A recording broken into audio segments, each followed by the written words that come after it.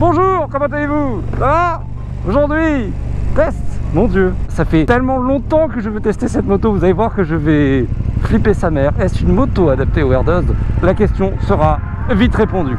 1290 Duke R KTM de 2018, 177 chevaux, 195 kg à vide. Bon, cette moto m'est généreusement prêtée par Anti. On va aller rouler, on va aller voir ce que c'est. Alors là, petit père. Alors vous allez voir que cette moto n'est pas totalement d'origine. Il y a des trucs qui sont d'origine et c'est dommage. Il y a des trucs qui sont pas d'origine et c'est plutôt cool. Il y a un Akrapovic, il y a des crash cages, il y a une bulle. Ça on la voit plutôt bien. Oh la vache, le frein avant. Le plein est fait, nous pouvons y aller. Les premières impressions, et elles sont plutôt étonnantes parce qu'on s'y attend pas du tout. Déjà elle est haute, la moto, elle est pas très haute, mais comme toutes les KTM, en fait la hauteur de selle est pas petite. La 1290 Super Duke peut se conduire comme un super mode pratiquement. Et si je me trompe pas, elle a un mode super mode qui désactive la baisse uniquement à l'arrière. Cette moto, au niveau des jambes, on n'a pratiquement pas les jambes pliées par rapport à beaucoup d'autres motos. C'est-à-dire on est très bien. On se sent tout de suite à l'aise et comme toutes les motos aujourd'hui qui sortent de toute façon, on a l'impression de tout maîtriser dès le départ. On est un tout petit peu sur l'avant mais pas trop non plus. La boîte est pas ultra souple non plus. J'ai connu bien mieux. Par contre il y a un shifter, donc bon, c'est plutôt sympa. L'interfile, messieurs dames, passe plutôt bien.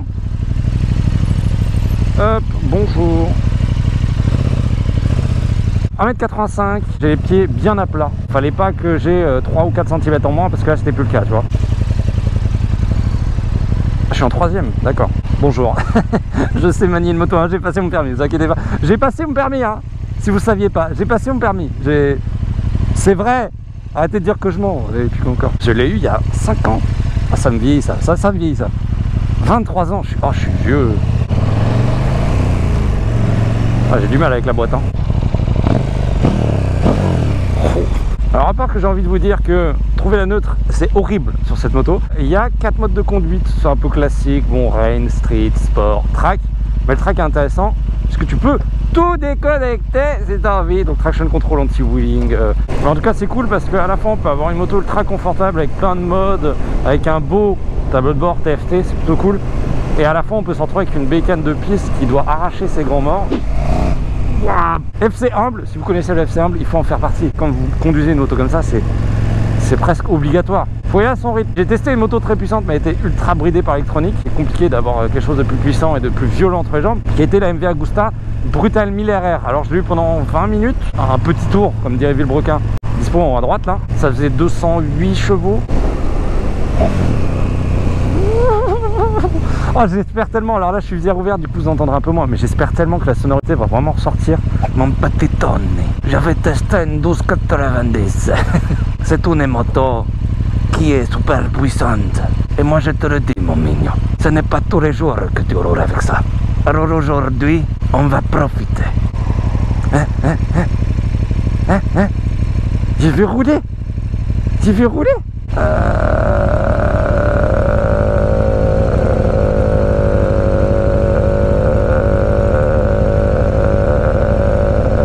Mais c'est hyper long. Ah, on a un petit peu en sous-régime là. Mais ça repart. Alors je sais pas combien elle a de couple. J'ai regardé la puissance mais j'ai pas regardé le couple de son moteur. Ça s'affiche là. Et pas hop, c'est parti. Ça s'affiche là maintenant et c'est parti. Ah puis l'appareil est reparti. Non plus sérieusement ça s'affiche là et hop là. Je le reprends, je le jette sur le côté. Et il est lent tout petit. Voilà, donc ça c'est le couple. Alors ça reste assez loin. Allez voir mon essai, n'hésitez pas, hein, je vous recommande plein d'essais là. Regardez, je vous recommande du contenu, ici on fait du contenu. J'ai essayé la Energica Eva Rebel, qui est un Street Fighter électrique de 215 Nm de couple. Vous voyez par rapport à celle-là, vous voyez un petit peu la différence et la violence. Je pense que ça sera très différent parce que l'électrique, sachez-le, est très différent du thermique. C'est pas moins bien, c'est pas mieux, c'est juste différent. Je suis testé la version sportive qui est aussi la Moto I, la moto GP électrique. Et du coup, le test est également en haut là. C'est la fête. Oh putain. Hop hop hop hop hop. Si j'accélère là. Vous vous souvenez de l'époque où les motos elles étaient limitées à 106 chevaux? Je suis sûr il y a plein de gens qui ont oublié. À l'époque, cette moto là fait 177 chevaux était bridé à 106. Et c'était pas possible d'aller au-dessus légalement. Je suis content de pas avoir connu cette époque des 106 chevaux. Tellement heureux. Oh oh oh oh. Non, j'ai pas passé la première, non. Oh là là.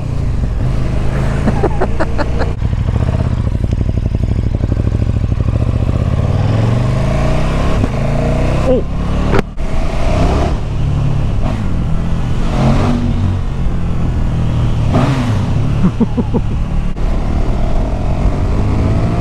Oh putain! Oh putain!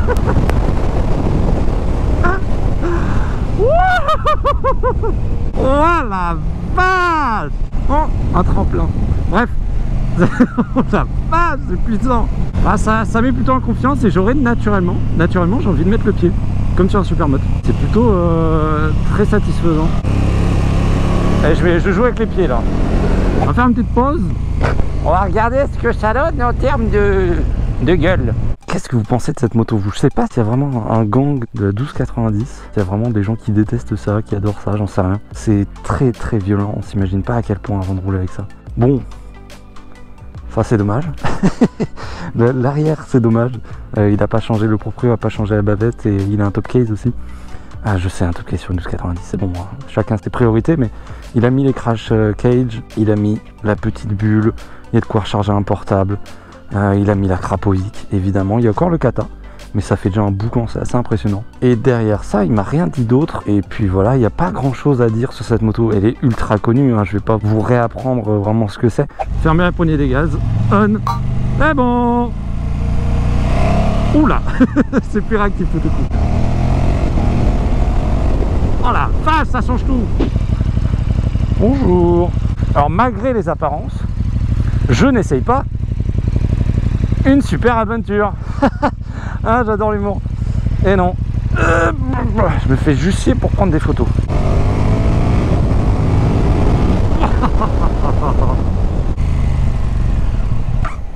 Oh, bah oui.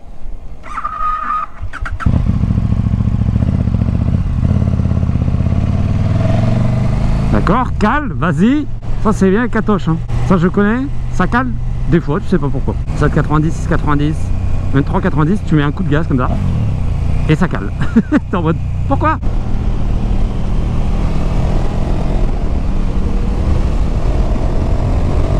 Oh là là, ça t'expulse des virages. Il y a du frein moteur dans les hauts tours, en bas pratiquement pas pour un bicylindre. Il y a un truc où je suis surpris sur cette moto, je vous avoue que je m'y attendais pas du tout. Et c'est lié à ce truc là. C'est les suspensions et la selle. Genre je m'attendais à quelque chose de beaucoup plus inconfortable. Et en fait on est vachement bien alors. Ça fait 2 heures que je roule, 2 heures presque et demie. J'ai pas mal au cul, je suis plutôt très bien en fait. Et les suspensions sont vraiment, elles sont fermes. Tu sens que c'est une machine qui te dit tu peux faire le con avec moi, t'inquiète pas, je vais suivre.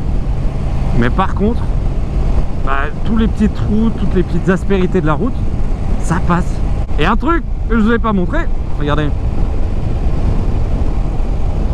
Il y a un régulateur. C'est le proprio qui m'a envoyé un petit message en mode hey, j'ai oublié de te dire, il y a un régulateur, j'avais pas vu, il est là. Donc pour le mettre en mode activé, tu fais un petit coup sur la gauche et après pour bloquer la vitesse, un petit coup vers l'avant et après tu peux accélérer ou freiner avec la petite gâchette. C'est pas évident vu là où il est, t'es obligé de jouer avec le pouce, mais c'est le bienvenu honnêtement. Oh purée. Bon, il y a pire comme petit shooting. Écoutez, vous pouvez le retrouver sur mon Instagram, @airdoz_. Ouais, elles vont être magnifiques les photos d'ici. Là déjà, rien que sans retouche, c'était beau. Avec retouche, ça va être pas mal. Et on est du retour en ville, bienvenue, bonjour. Il n'y a pas à dire, il y a la chicane. Vous voyez le boucan que ça fait. Des petits trucs comme ça, bon, tu déranges tout le monde, hein, clairement. On va pas se mentir. Et elle est pas forcément très à l'aise. Moi, le problème vraiment majeur que je trouve, c'est la boîte de vitesse qui est vraiment pas souple du tout, je trouve.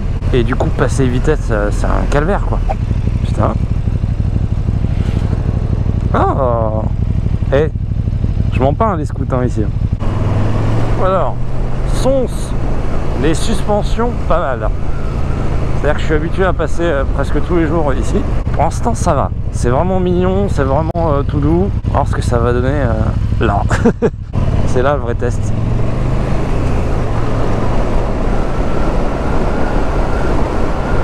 c'est étonnamment pas dégueu. Arrière, regardez comment il freine pas. C'est horrible. Pendant qu'on est dans les bouchons là un petit peu, on peut parler rapidement des Komodo. Il faut savoir qu'ils sont plutôt pas mal, mais en fait il y a quelques, je trouve, maladresses ou trucs où t'es en mode mais pourquoi vous avez fait ça? Genre le régulateur il est ultra mal placé. Et le bouton klaxon, l'ergonomie, genre c'est un truc rond, arrondi dans ce sens là, mais pas dans le sens genre ça épouse pas du tout la forme de ton pouce.